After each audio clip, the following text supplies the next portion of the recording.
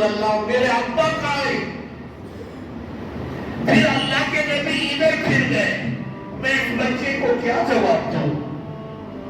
میں اس بچے سے کیسے کہوں کہ تیرے ابا اب اس دنیا میں نہیں رہے؟ جب میں شہادت لبوں سے لگا لیے ہیں۔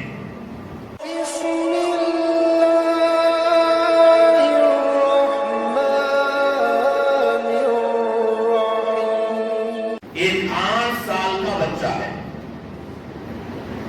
اس بچے کا نام بشیر ہے، نامہ بھی یاد کر لیا ہوگا۔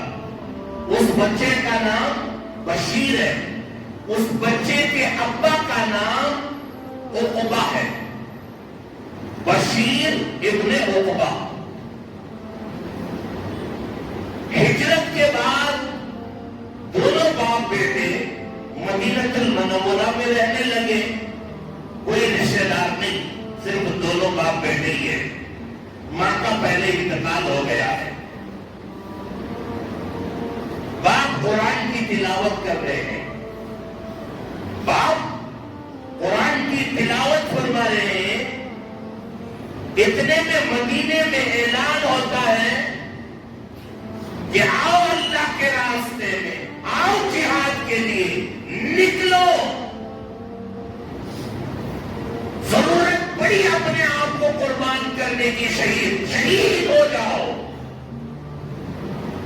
جہاد کا اعلان مدینہ المنورہ کے بازار میں ہو رہا ہے، گلیوں میں ہو رہا ہے۔ حضرت عقبہ قرآن پڑھ رہے ہیں،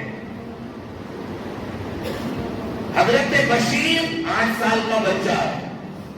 حضرت بشیر فرماتے ہیں بعد میں کہ جب کان میں ابا کی آواز پڑی، آؤ جہاد کرنے کے لیے، اللہ اور اللہ کے رسول کی رضا کے خاطر نکلو تلوار لے کر دین کے لیے، تو ابا قرآن بند کر دیتے ہیں، آنکھوں سے آنسو کے قطرے جاری ہو گئے۔ میں نے پوچھا ابا ابھی تو آپ قرآن پڑھ رہے تھے، پھر روئے کیوں؟ رو کیوں رہے آپ؟ تو حضرت بشیر کے والد کہنے لگے، بیٹا جنگ کا اعلان ہو رہا ہے، جنگ کا اعلان ہو رہا ہے اور میں جنگ میں جا نہیں سکتا۔ حضرت بشیر کہنے لگے، ابا کیوں نہیں جا سکتے؟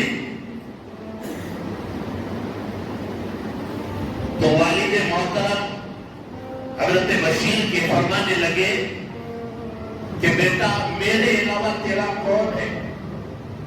تجھے کھلائے گا کون، پلائے گا کون، کنگا کون کرے گا، نہلائے گا کون، کپڑے کون پہنائے گا؟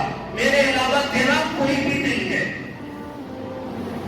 حضرت بشیر فرمانے لگے، ابا آپ جنگ میں جاؤ، سب کے والد سب کے ابا جنگ میں جا رہے ہیں، میرے ابا نہیں جائیں گے، آپ بھی جنگ میں جاؤ، ضرور جائیں گے آپ۔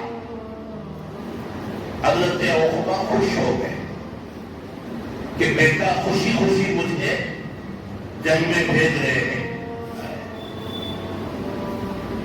جنگ میں جانے کی تیاری ہو گئی۔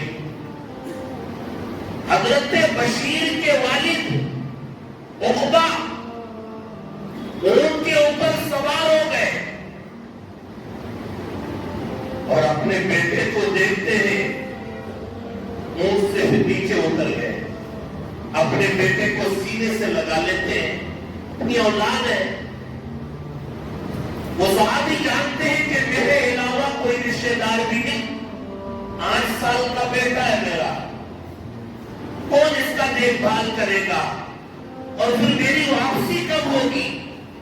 سینے سے لگا لیتے ہیں اور لگا کر روتے ہیں، پھر اپنے بیٹے کو اس اونٹ کے اوپر اپنے ساتھ سوار کر لیتے ہیں، چل دیے۔ دونوں باپ بیٹے بات کرتے ہوئے جا رہے ہیں، بہت دور نکل گئے۔ نکلنے کے بعد کہنے لگے، بیٹا اب تم واپس گھر جاؤ۔ بچے کو اتار دیتے ہیں، بچہ مدینے کی طرف آ رہا ہے، حضرت بشیر کہتے ہیں کہ جب بھی میں پلٹ کر اپنے ابا کو دیکھا، ابا مجھے دیکھتے ہوئے جا رہے تھے، قافلے کے ساتھ تو جا رہے ہیں، لیکن ابا کی نظریں میرے اوپر ٹکی ہوئی تھی، یوں پلٹ کر مجھے دیکھتے ہی جا رہے ہیں۔ پھر ایک ایسا مقام آیا کہ میں نگاہوں سے اوجھل ہو گیا، اب میں نظر نہیں آ رہا۔ پھر ابا تو چلے گئے، میں مدینہ المنورہ آ گیا۔ حضرت بشیر کے والد عقبہ اس جنگ میں گئے اور اس جنگ میں شہید ہو گئے۔ میرے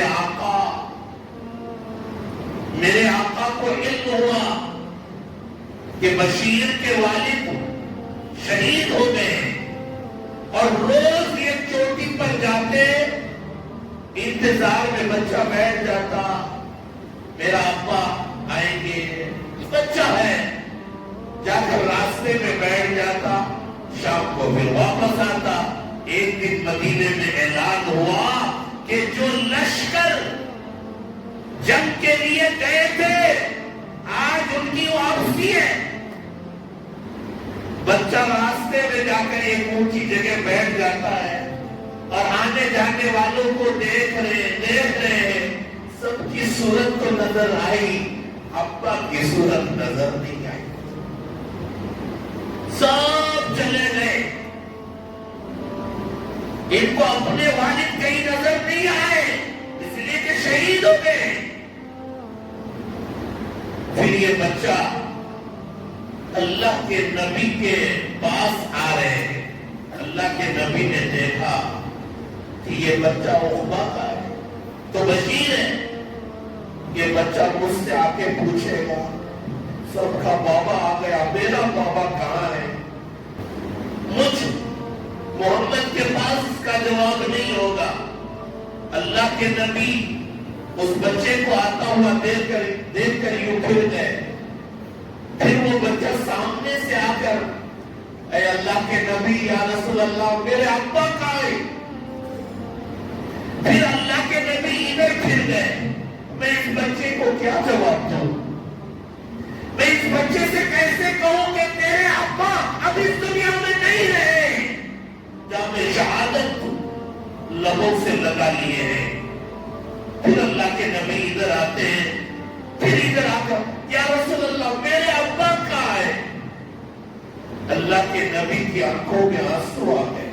اللہ کے نبی بیٹھ جاتے، اس بچے کو اپنے سینے سے یوں لگا لیتے، بیٹا تم یہ پسند کرو گے کہ تیرا باپ محمد ہو؟ تم یہ پسند کرتے ہو کہ تیری ماں عائشہ ہو؟ یا رسول اللہ اس سے بڑی بات کیا ہو سکتی ہے کہ میرا باپ محمد ہو، میری ماں عائشہ ہو؟ یہ تو میرے لیے فخر کی بات ہے۔ تو بیٹا آج کے بعد تیرا باپ محمد ہے، تیری ماں عائشہ ہے۔